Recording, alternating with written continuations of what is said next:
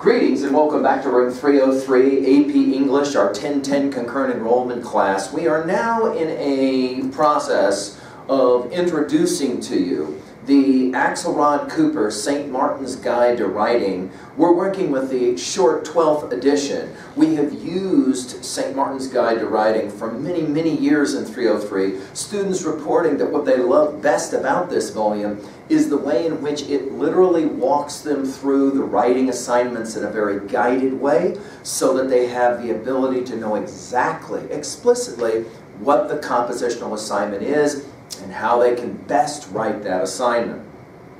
Now, what we're going to do in this intro lecture, number 1, is to first of all review our compositional theory from jam writing to issues of creator versus editor issues, as well as discussions about the role in the academic community of both reading and writing in the annotative process. We're going to study the table of contents because that's what the great Mortimer Adler suggests that one good reader will always do when one picks up a book, as he said in How to Read a Book. Always take a look at the table of contents. Get a lay of the land, if you will, so we'll be doing that. Then we're going to review the expectations for each of the chapters that you will be annotating for the Axelrod Cooper St. Martin's Guide to Writing. Then we'll outline Chapter 1 briefly, which will be your first assignment, your literacy narrative, as we will refer to it. And then finally, we'll set the stage for the rest of our study of this book. And our hope, of course, is that you are using the 12th edition. If for some reason you're using an earlier edition of Axelrod Cooper, most of what I'm going to say, both in this lecture and in lectures to come, will actually work. Some of the models will be a little bit different. The title of some of the chapters will be a little bit different. But by and large, the information is all pretty much the same. Let's turn now and talk for a few moments together, specifically in review. Now, my assumption is that you've already hit LearnStrong.net, the home page. You've watched my introductory lectures for 303, numbers 3 and 4, the lectures over annotation and composition. And to that degree, then, we want to remind ourselves of several things. First of all, if we're talking about writing from our intro lecture number 4, we have certain kind of expectations in terms of the generation of ideas through compositional approach. We study the ideas that are involved in academic compositional research that suggests that when we sit down to write, we actually have two minds at play. We have a creator mind, I want to say something, and then we have the editor mind, that coach's mind, that critical voice that's telling us that we're doing this rather poorly and we probably should stop. Go back again, study closely what we have to say about the role, the value of both of those, but again, we're going to begin by letting the creator do his or her job in creating language. We can always come back later and let the editor, the critical voice, do its job. Now, we will have quite a bit to say about that editor voice. No question, it's a very important voice. But our first objective is to get words out onto the page or onto the screen as we're typing. And so jam writing is the approach. Free writing, sometimes called free writing, we call it jam writing in 303. The idea of allowing ourselves to simply produce words without worrying about all of those trappings that would maybe slow us down. In other words, we're not going to try and write and read at the same time. Now, as well, the assumption is, if you've watched our lecture number 3, Intro to 303 lecture on annotation, we know that we are striving always to engage in a creative dialogue whose chief goal is learning, as we define learning in 303, that capacity to connect new information to old information in meaningful ways. It's a process of discovery. So we're reading to try and engage the author, or in this case authors, in some kind of creative dialogue. Do we agree? Do we disagree? Of course, our annotative process often will be an internal annotation where we're literally taking notes on the page in the book. However, because this is also a high school class, we ask that you not mark in your books, but rather you'll be taking your annotations off the page. Actually, you'll be typing these annotations so that you can submit them as part of your submission guidelines through Turnitin. We'll get to that in a bit. Just to remind, though, when we are addressing a text, that is to say when we're reading, annotating, right, taking notes, flowing the text as we read. We're always doing that at 3 levels. At level 1, we're simply reporting the information that's there in our own words as briefly as possible. We call this bullet pointing, yes? So we're bullet pointing the primary information. We are providing some kind of footprint, intellectual footprint that shows I actually took a look at this information. We do not underline and underscore this. We do not rewrite the textbook. That's silly. If I'm reading information that I already know, I put a couple of words down to remind myself. If this is new information that I don't know, I'm going to slow down, take more thorough notes. That's a level 1 read. And much of Axelrod Cooper will in fact just be that. Bullet pointing important intel. A level 2 reading and a level 3 reading we will engage in specifically in our reading of St. Martin's Guide when we're looking at the models that are provided for us that demonstrate the kind of essay we are expected to write. At level 2, we're of course answering the question, what does the text, not what does the text say, that's level 1, but rather what does the text mean? At 2A, themes, messages. At 2B, the idea of rhetoric, not what the author says, but how the author says it. At level 3, we answer a third and important question, how can I relate to this information in some meaningful way? And at 3A, how does this information relate to other texts that I already know? And again, we use the term text very inclusively, just to review that lecture at LearnStrong.net's homepage, number 3. Very inclusive. So in other words, for us, texts are anything that's written or viewed or in the form of video games played. All of these are very important for us. We're trying to connect in some way to stuff we already know. And finally at 3B, and most importantly, because that's where important learning takes place, we're trying to relate to ourselves in some way. And no, we're never going to allow ourselves to say, I in no way can relate to the information being presented here. Of course, if you'll think about it and go back to earlier comments regarding the academic community, you are engaged in a university-styled class. One of the understandings is that now you are a part of the academic community. Of course, you've been really a part of the academic community for quite some time. You probably just didn't realize it. What does that mean to be a part of the academic community? We are in search of important questions that sometimes we can find answers to, other times not. We engage in that discovery of ideas, primarily in the academic community, through 2 primary modes of behavior. One, of course, is reading. The other is responding, sometimes orally, sometimes in writing. In our focus here, primarily we'll be focusing on the compositional part. That is to say, if we are going to articulate ideas within the academic community, there is an assumption some kind of reading has been taking place, engaging with ideas. In other words, we're always asking the question, what have others had to say about this topic? Before I begin to express my own opinions in my composition or even in my speaking in class, I'm going to ask this question. It's an act of humility to say, again, consideration of the historical precedent, go back to earlier lectures at LearnStrong.net, for example, our lecture on the Declaration of Independence, classic exemplar, when in the course of human events it becomes necessary. That is to say, any time in the past in history. In other words, consideration of the historical precedent. To that degree, we want to be paying close attention to what came before. That we call reading, engaging ideas. And then, of course, our composition is built around that information. So there's our introductory summary. Both reading and writing matter, and we're obviously within the academic community trying to improve the skill set. Let's now turn to the table of contents quickly to finish this lecture.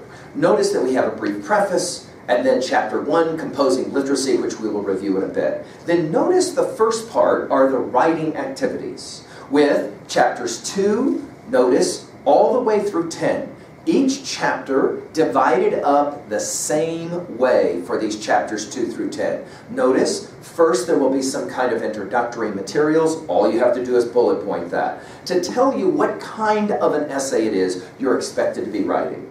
Then there will be some readings or models that we will expect you to annotate at levels 1, 2, and 3. And then finally, there will be the actual guide to writing. If you're looking, for example, at the very first of our writing activities, Remembering an Event, Chapter 2, starting on page 12. I'm just looking at the table of contents.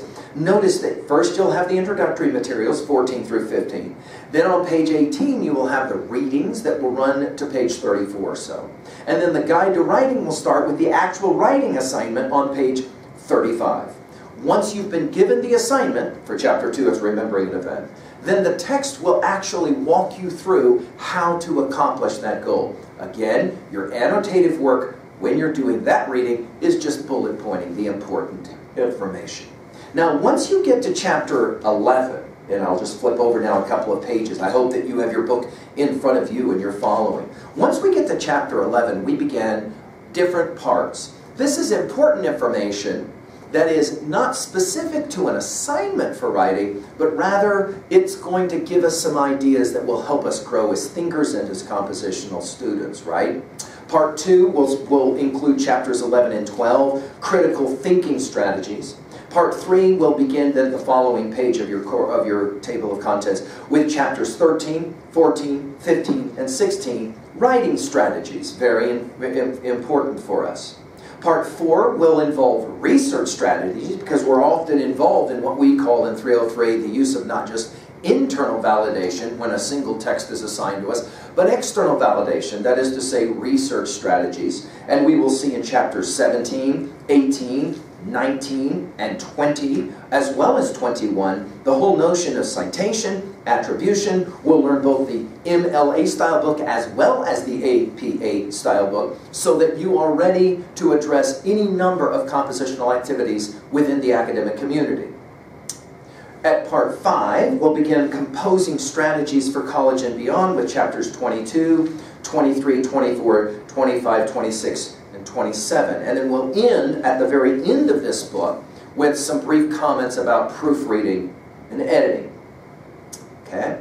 Now let's just review really quickly the annotation expectations. First of all, for the most part, we're bullet pointing information. For example, all of the chapters starting at 11 through 27, all just bullet pointing information. There's no expectation of levels 2 and 3 annotative work. Okay? However, levels 1 through 3 will be done for each of the models in Chapters 2 through 10. Anytime they show us a reading, a model, we want to make sure that we work at level 1, what does the text say? Level 2, what does the text mean to A to B? Level 3, how can I relate to this information? And levels 3A and 3B. Of course, again, to remind, we're typing our annotative work up with a proper login piece of information as a single submission so that we can submit through Turnitin. Let's go quickly now to Chapter 1 and just review the composing literacy chapter. Now, when we're looking here, and I'm with you at page 1, we are asking a simple question. We are asking about our relationship to language. At page 2, notice, the rhetorical situation, we're familiar with this term rhetoric because it's our 2B term at levels of reading. We're asking anytime we read, anytime there's a new rhetorical situation, at least 6 questions. Who is the audience? What genre type of text is it? When, at what time, or for what occasion is the text produced? For where, in what social, cultural context will communication take place? 5, how, in what medium is the text experienced? 6, why communicate at all? What's the main purpose? Now, obviously, these are questions that we're familiar with because of our own annotative approach. But now, on page 3, we want to begin to reflect on our own literacy. That is to say, our relationship to words and to language, and the ways in which that experience has been for us, both positive and negative. You'll see some exemplar models there on pages 3 and 4. I just want you to read those and get a sense of how different people have felt and responded to that feeling of the compositional challenges, right? Very difficult. What we'll be asking you to do, notice on page 4, is a brief literacy narrative. In other words, I want you to sit down and I want you to just type 500 words. Don't worry about paragraphing or any of that. I am interested, though, in you answering a simple question. What has been your chief challenges in regards to issues of literacy, both reading as well as writing?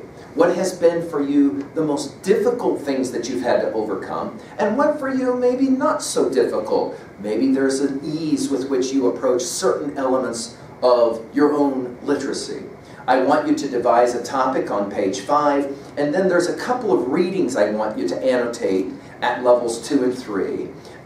Starting on page 5, the first one, notice it's an annotative exemplar with that yellow being marked there, highlighted, and the stuff in the side, just to give you a sense of how you should be reading a model. And then over to page 8, we'll have the second model provided for you, and I want you to be familiar with both of those, so that way as you sit down to type your 500-word literacy narrative, you'll be able to have some sense of how that might look and sound.